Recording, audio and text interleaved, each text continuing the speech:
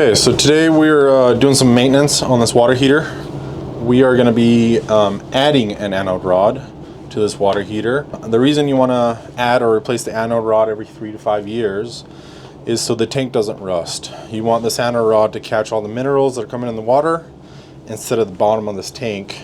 This will make the water heater last a lot longer as far as the lifespan goes.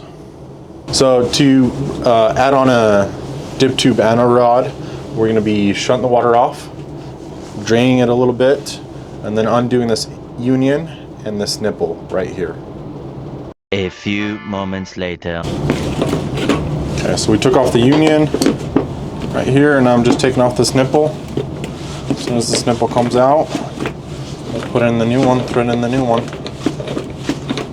Okay, so this is what an old anode rod looks like. You see all the minerals have attached to it. That's a good sign that it's doing what it's supposed to be doing. This is comparison what a new one looks like.